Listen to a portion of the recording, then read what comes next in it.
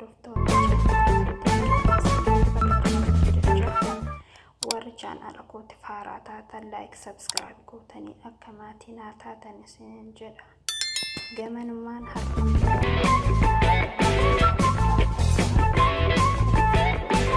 muraasa keessatti waan kafiifa godhannee nyaannu qabadhee isinii dhufee innis maali jechuun keessan oolu xibsii dajaajati yookaan xibsii handaanqoo jechuudha. Foon handaanqoo xaabbafnee sa'aatii muraasa keessatti yeroo gabaabaa keessatti jechuudha galgala yeroo irbaataaf isiniin jedha. Gamanumaan affeerraa kootii koottaa nyaadha isiniin jedha. Karaa barumsaatti dabarraa.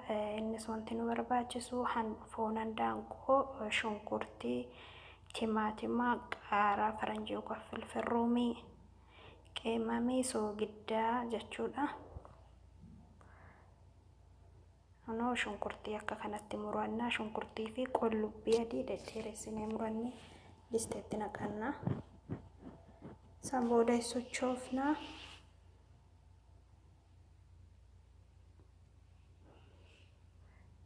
Amma shunkurtiin bifa qayyaratee yookaan xiqqoo diimatee karaa magaalaatti jijjiiramutti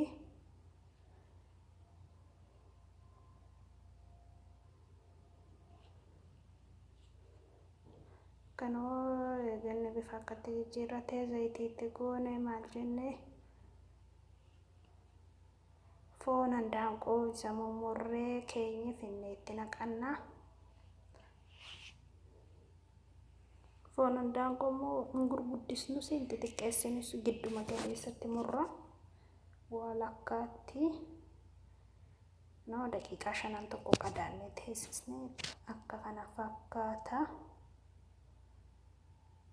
Qadaannaa amma bishaan keessaa dhumutti ammallee daqiiqaa 5 tokko bishaan qaba. Bishaan yaa'aa foon handaanqoo akka foon horii miti. Anoo bishaan isaa argaa jirtanii amma bishaan kun keessa yaa'utti sosochoofne sirriitti sochoofna akka bishaan isaa keessaa dhumutti. Kanaafuu obboleewwan koo warri chaanaala kootiif maatii hin taane like subscribe godhanii akka maatii naa taatanii yaada keessan koomentii jalatti naa barreessaa. Warri immoo koomentii jalatti jabaadhu naan jettanii naa barreessitan guddaa galatooma isiniin jedha. Soogiddaatti naqna. Bishaan isaa hin argitanii bishaan ammallee hin fixanne.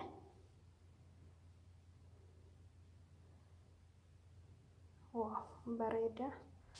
Asumaan qimamiitti godhana yookaan buharaatatti goona.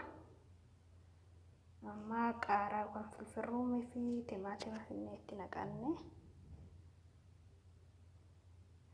Qaaraa fi timaatima dhedheeressitanii akkuma shunkurta murratti murra. Qaqaddefnee dhedheeressinee murra.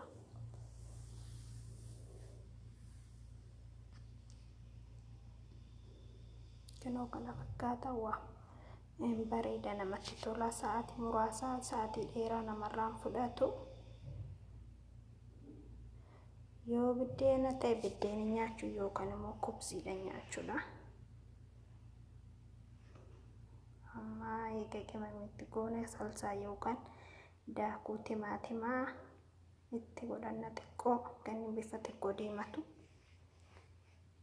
Yoo daakuu timaatimaa hin qabaanne barbaree itti godhachuu hin dandeessanii. Waaw maashaallah kana fakkaata kunoo.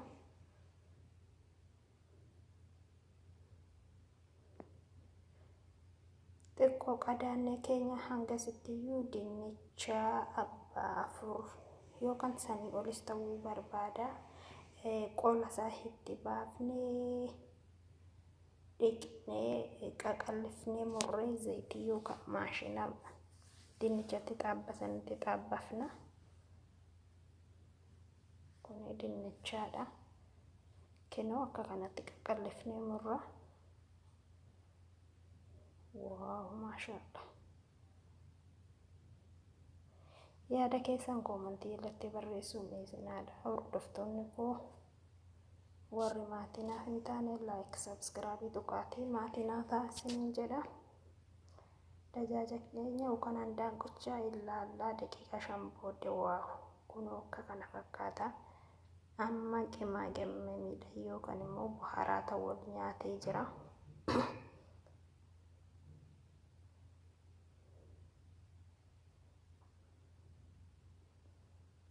Waaw! Bishaan fixataa jira amma.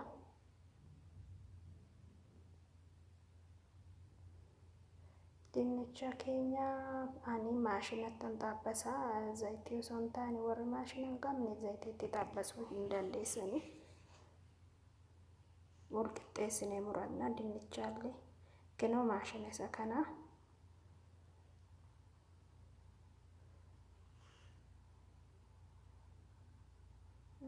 Kunoo dinnicharra keenya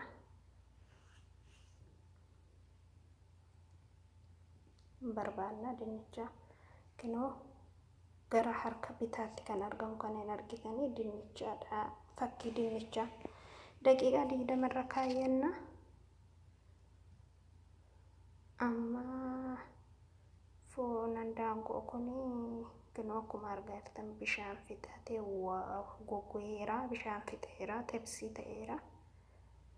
Obboleewwan koo warroonni maatii naannoo akka karaa mana kootii dhuftan salaaxas biratti hojjetannaa. Salaaxa immoo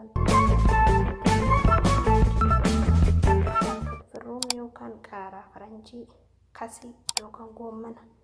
Goommana maan afaan oromootiin garuu hin beeku.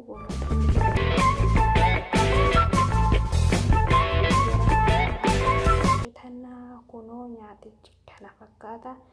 Yoo feetan akka kanatti biddeeni, yoo feetan akkatti kobziidhaan kobzii keessanii nyaachuu hin dandeessanii. Assalaamu alaikum warahmatullaahi wabarakaatuh.